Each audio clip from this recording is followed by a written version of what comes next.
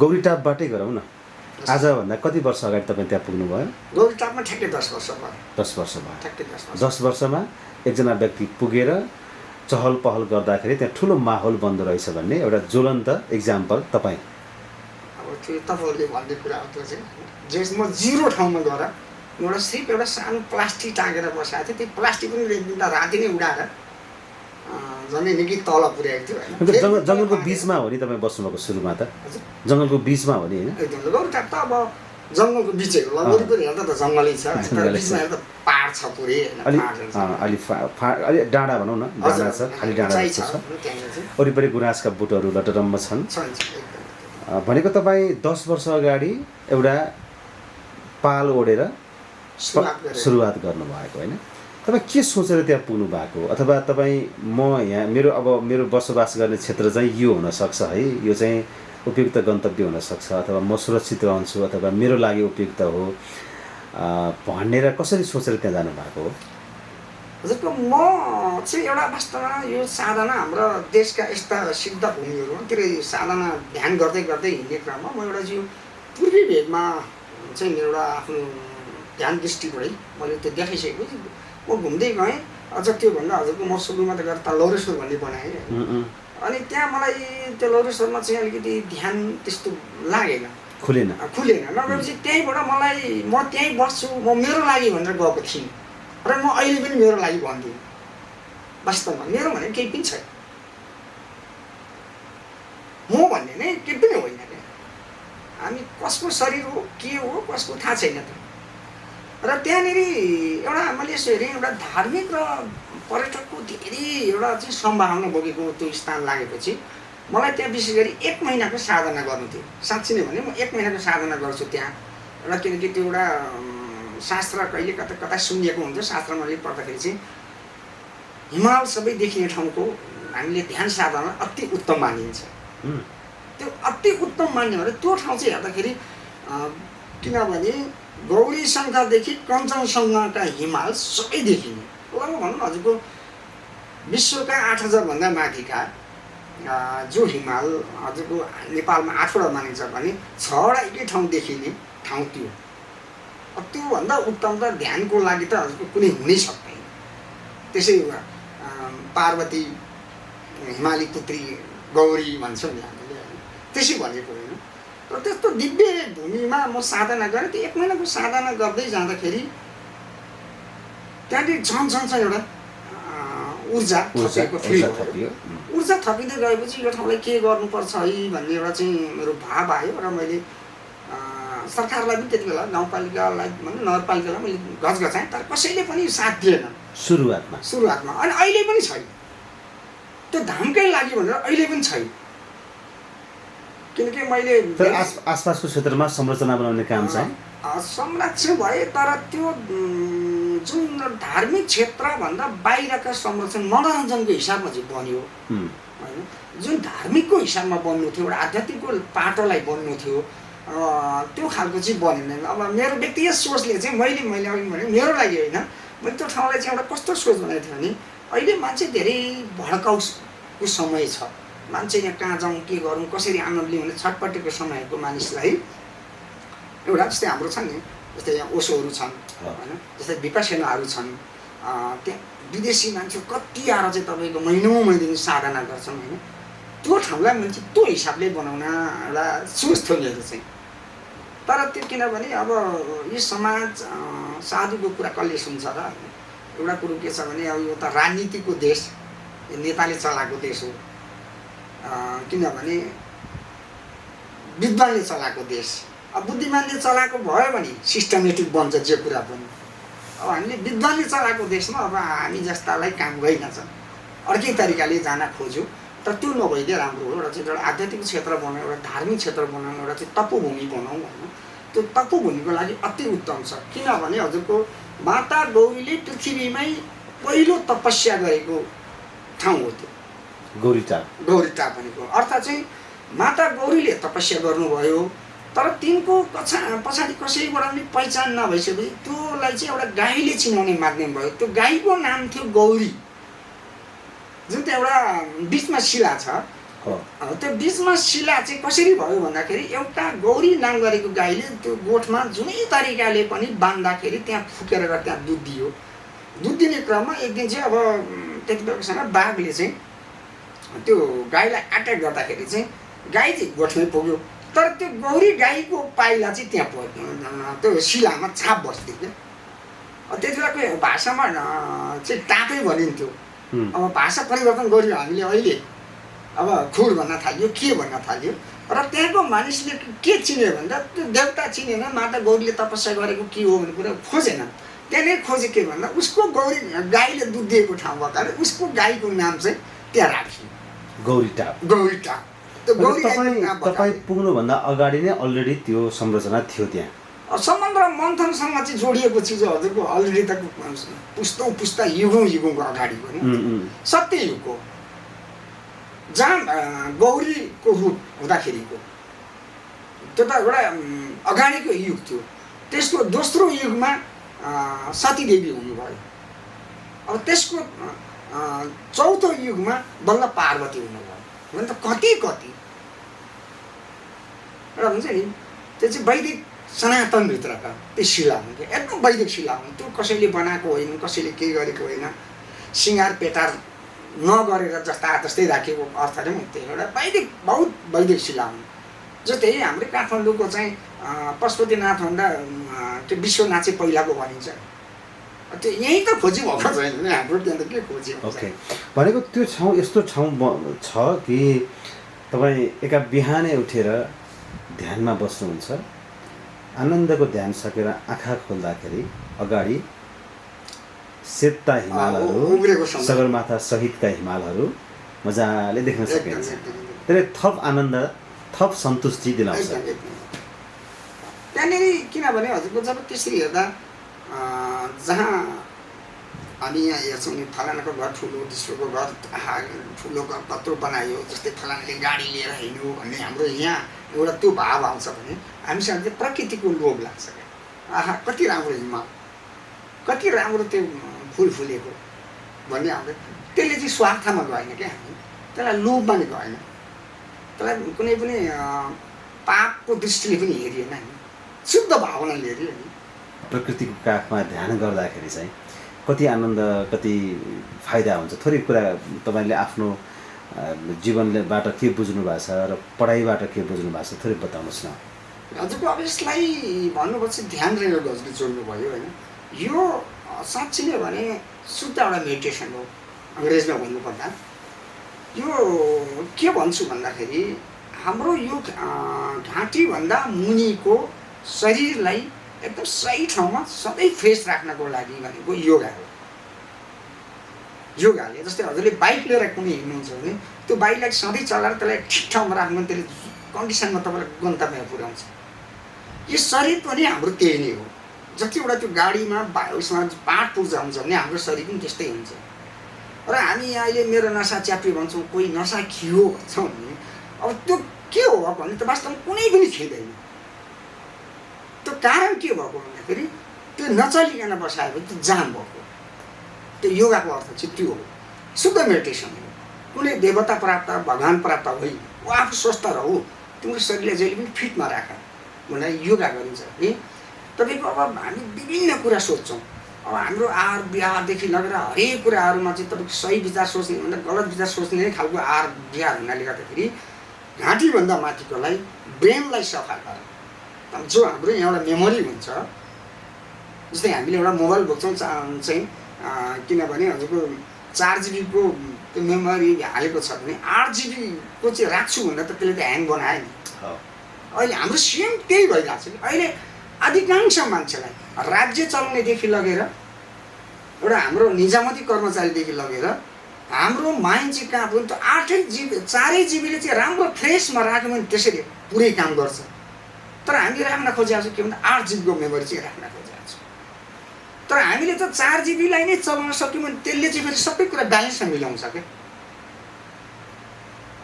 र त्यस कारणले यो भन्दा माथिकोलाई चाहिँ त्यो पनि मेडिटेसनै पर्यो। त्यसलाई के लाउँ, त्यसलाई सफा गरौँ। भनेको शरीरलाई स्वस्थ र सन्तुलित राख्नु छ भने ध्यान, योग साधना, ध्यान। शरीरलाई स्वस्थ राख्नलाई योग गरौँ, दिमागलाई ब्रेनलाई चाहिँ शुद्ध राख्नु छ, स्वच्छ राख्नु छ, तपाईँको राम्रो मात्रै विचार आउने बनाउनु छ भने चाहिँ ध्यानै हो एकदम।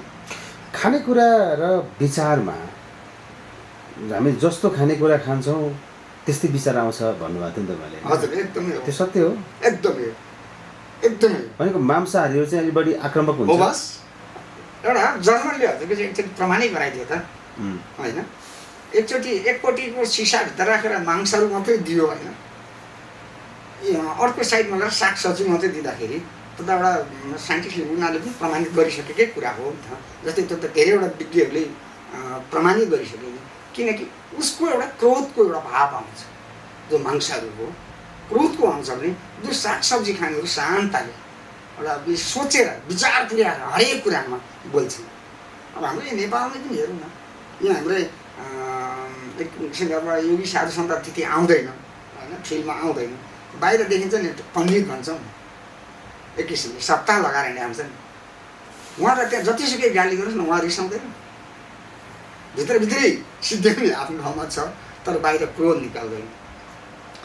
त्यही ठाउँमा एउटा मांसहरू मजाले खान्छ भने त्यो मान्छे छिटो आउँछ क्रोध। किनभने यो सृष्टिकालमै डाँडा भएको चिजले खाने चिज हामी दाँत भगल खाइसकेपछि त त्यो त धर्मै निभायो नि त। फेरि जस्तै भनेको बाघ रिसाएन भने सिंह रिसाएन भने त्यसको धर्म भएन नि त होइन र।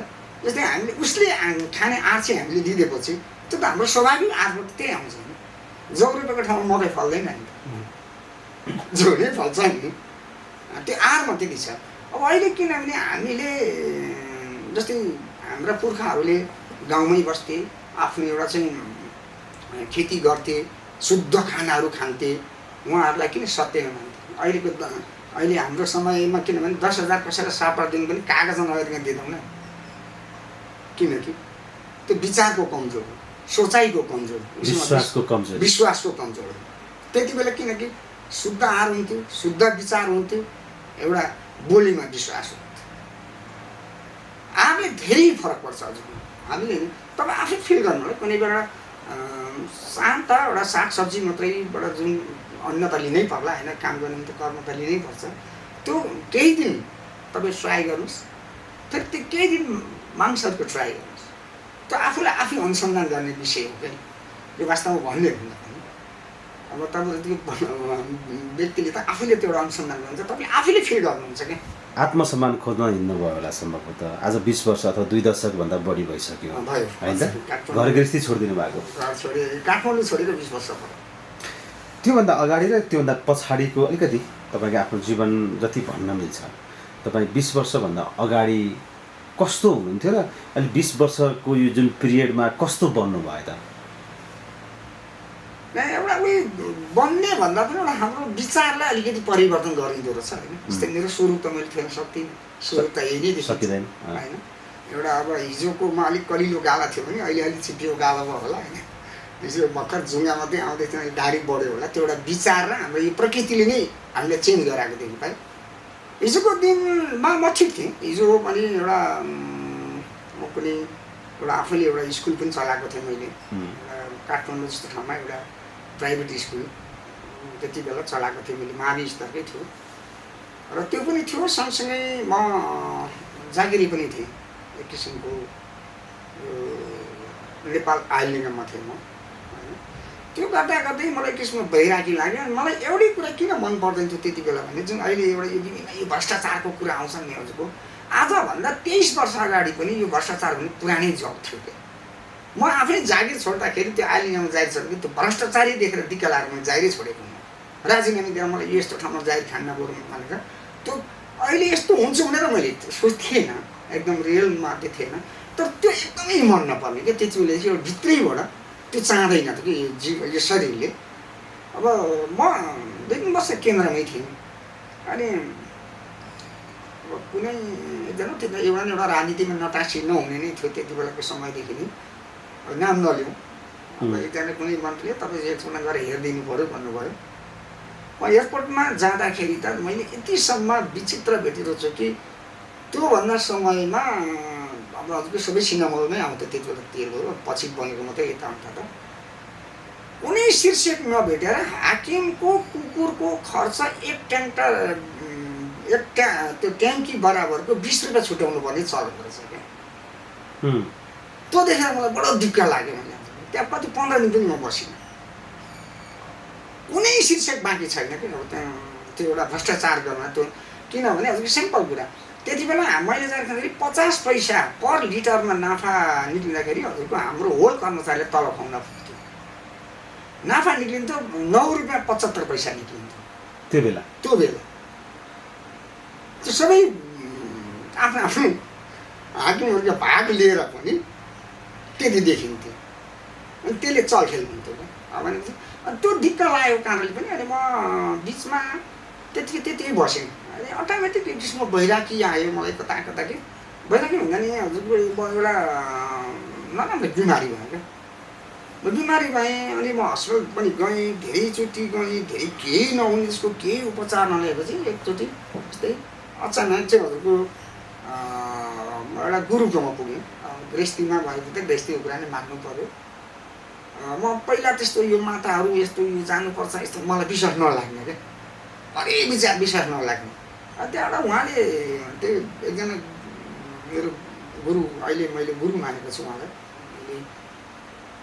उहाँनिर पुगेपछि अनि उहाँले के भनिदिनु भयो भने एकदम त्यो आसनमा यस्तै आसनमा राख्नुभयो। मलाई एउटा जल छ दिनु, मलाई त्यहाँनिर कस्तो भइदियो भन्नु चाहिँ पुरै त्यो भाइब्रेसन क्या हजुर, पुरै राख्नु भएको छ, जल दिनुभएको छ, शिरमा हात राख्नु भएको छ, पुरै माथि उचालिरहेको छ क्या। अनि त्यति गर्दा पनि हजुरको मलाई चाहिँ त्यो भनौँ न त्यसको अन्धविश्वास होइन, आफूलाई केही नभोगी त बुझिँदैन नि त। मैले त्यो जुन आसन दिनुभएको थियो पछिबाट मैले त्यो आसन फुकालेर उता राखेर मैले त्यहाँ चाहिँ करेन्ट पो छ कि के हो भनेर मैले त्यो पनि हेरेको छु क्या। अब पहिलाको जीवनमा त्यसरी हुँदै अनि मलाई एकदम बैरागी लागेपछि म लगभग हजुरको सुरुमा 6 महिना पशुपतिकै त्यो पछाडि कुनामै म ध्यान बसेँ। म लगभग कोहीसँग पनि नबोल्ने तरिकाले, म आफन्तहरू जेसकै हो, साथीभाइ पनि त्यति बेलाको साथीभाइ पनि सबैले बाउलै भने मलाई, साथीभाइले पनि बाउला भने, ग्राम परिवारले बाउलाउँछ नै भने सबैले त्यो भन्दै गर्छ। अनि अब त्यो जे भन्छन् भन्दै गर्छ। म चाहिँ यो ध्यान चाहिँ छोड्दिनँ है, यो साधनालाई चाहिँ छोड्दिनँ है भन्ने नै मेरो मनमा छ क्या एकदम। जहिले जसकै भनौँ परमात्माको बाटोलाई छोड्नु हुँदैन भन्ने कुरा चाहिँ बुझेको थिएन। वास्तवमा धेरै कुरा मैले बुझेको थिएन हजुरको।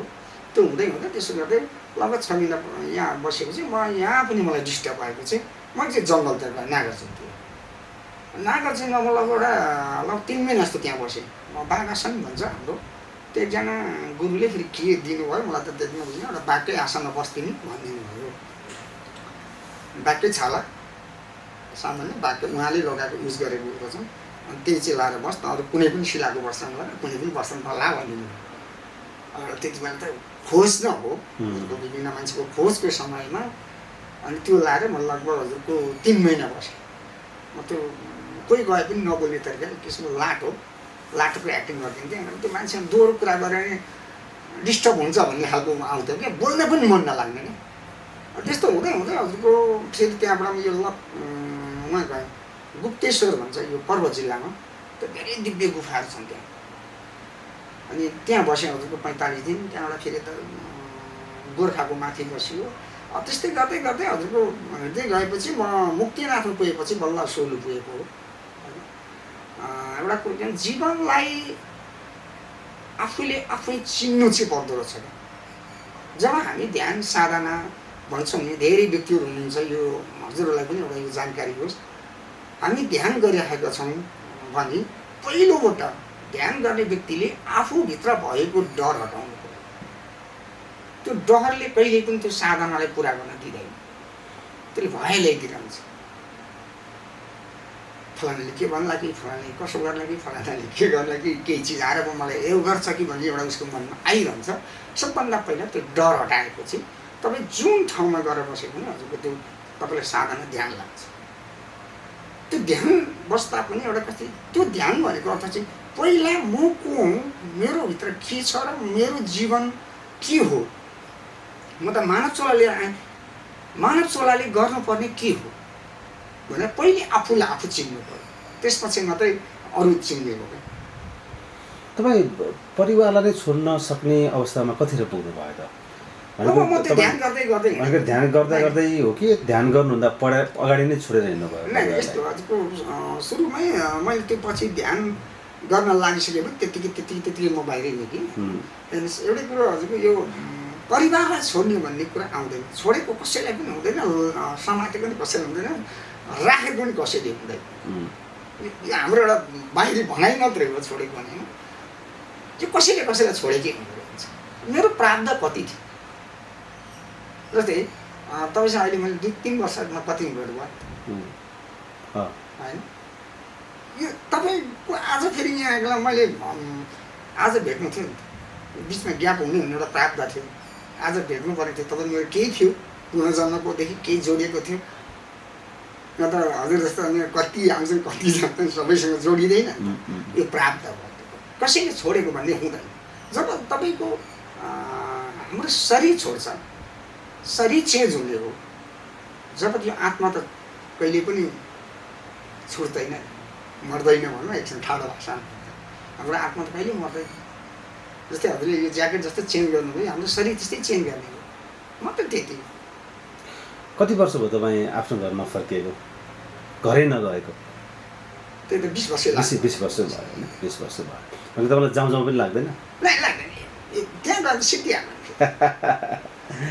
जुन एउटा कुरा नि हजुरको केही पाउनलाई केही गुमाउनु पर्छ भने चाहिँ जब हामीले मैले यो सबैलाई ध्यान साधना गर्छु साँच्चै भने नि, जब माया मोह लोभ लाज क्रोध वासनालाई केही समय नत्यागेसम्म त्यो कहिले पनि पाउँदैन। यहाँ कति मान्छेहरू भन्छन् ए म पनि तपाईँ यस्तै साधना गर्छु, तपाईँ यस्तै बन्न लागेको छु भन्छन्, यो हच्चोमा नपुग्नु। एउटा कुरो केही पाउन केही त्याग्नै पर्छ।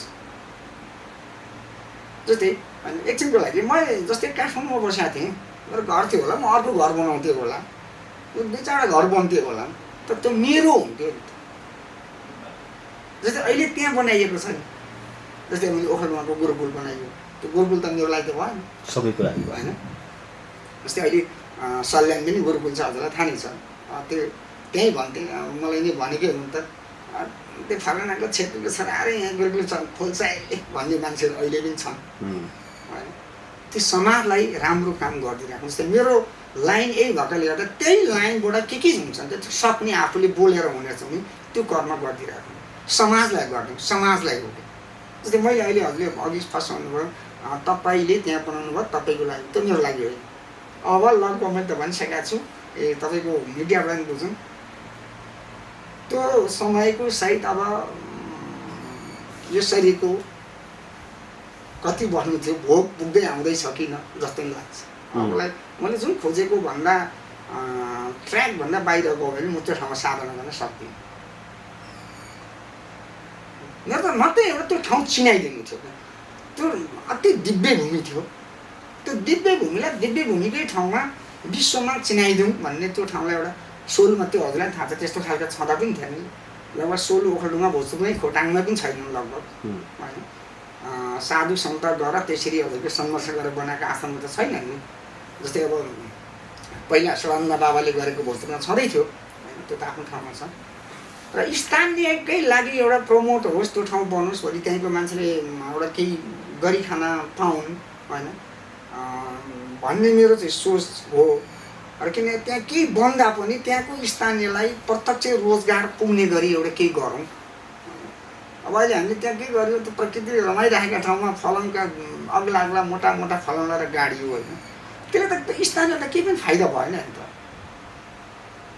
हामीले गाउँ बनाउने भने, गाउँमा मानिस अड्याउने भने त अब हामीसँग त त्यहाँ त धेरै प्राप्त छन्। हजुरको त जडीबुटीका खानीहरू हाम्रो हिमाली क्षेत्र त हजुरले भन्नै पर्दैन, जडीबुटी नै जडीबुटी प्रसिद्ध छन्। म आफै एक समय हजुरलाई भनेको थिएँ, जडीबुटीसँग पनि मैले हजुरलाई भनेको थिएँ, म आफै जडीबुटीको अनुसन्धान गर्छु होइन। अघि भन्दा जस्तै मेरो यो सोलुखुम्बु जिल्लाका जुन तपाईँले पहिला नै एउटा मिडियामा बोलिदिनु पनि भएको थियो, मलाई थाहा छ। त्यो एउटा जस्तै मैले सोलुखुम्बु जिल्लाको सबै माविमा एउटा योगा सिकाउने क्रममै मेरो त्यति बेला के भनेको थियो भन्दा हामीले योग गरौँ र आफ्नो गाउँघरमा भएका जडीबुटी चिनौँ भन्ने थियो नि। त्यो हजुरले पनि एउटा थोकिएको छ त्यो। तर त्यो चिजलाई किनभने हाम्रो गाउँमा चेतनै भएन। राम्रो कुराको चेतना पटक्कै भयो। हामी कहाँ पुग्यौँ र फिल्म अघि मैले फेरि हारमै जोडेँ। हामीलाई कस्तो बनाइदियो भने विदेशमा काम नलाग्ने चिज जति नेपालमा फालिदिने, नेपाली आहा भनेर दङ्ग परिदिने, अनि काठमाडौँबाट दिक्क भएका सामान जति गाउँघरमा पठाइदिने। बारीमा साग छ, चाउचाउमा भात खान्छु उहाँले। कहाँको समाज छ, के समाज चाहिँ भन्छ।